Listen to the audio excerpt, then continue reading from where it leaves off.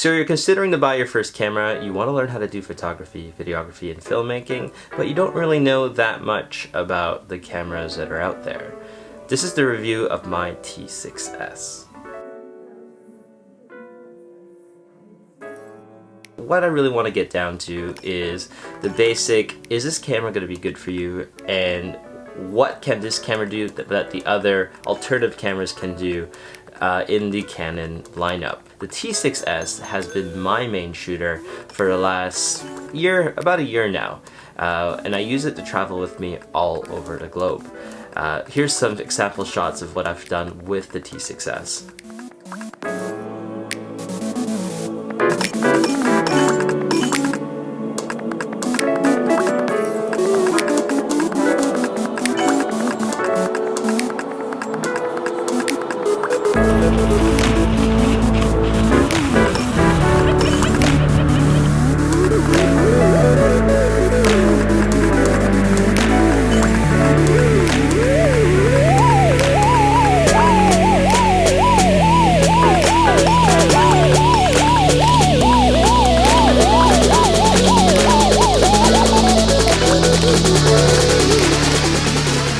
Now, should you buy this camera?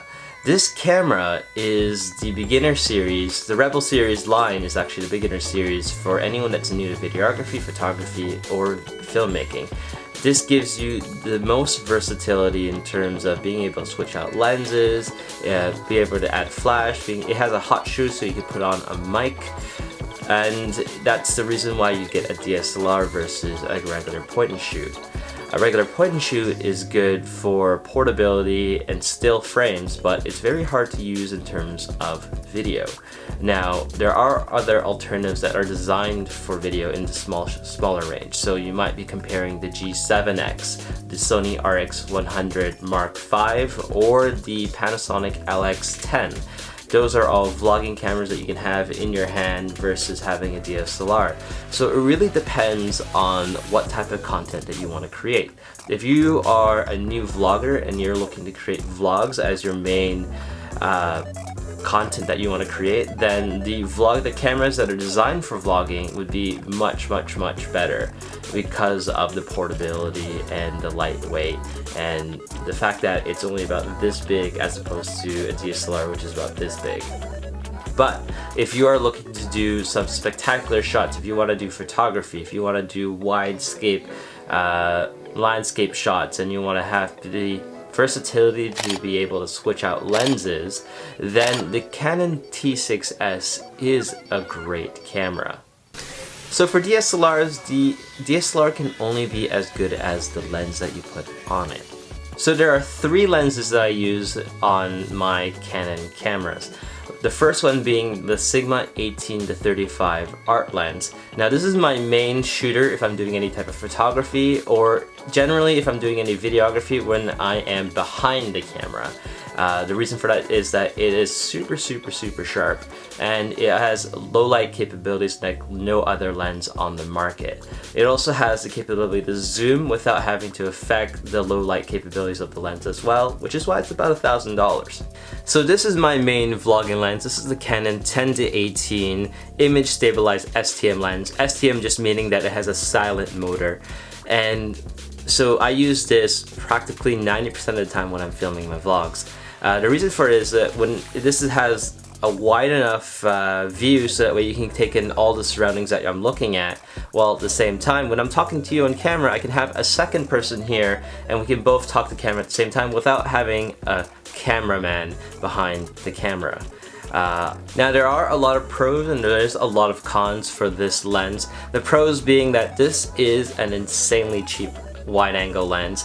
It is about $300, but the advantages is that it has no distortion. There's no fisheye, as you can see here, and it is relatively cheap.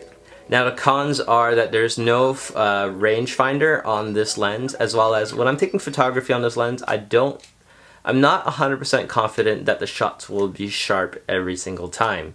I've taken a lot of photography with this lens, and I've opted to use my 18-35 Sigma lens just because I don't have the confidence of having everything in focus with every shot. Another disadvantage with this lens is that this starts at an aperture of 4.5, and when you're at 18 millimeters, it starts at an aperture of 5.6. So this is really on one of the cheaper sides.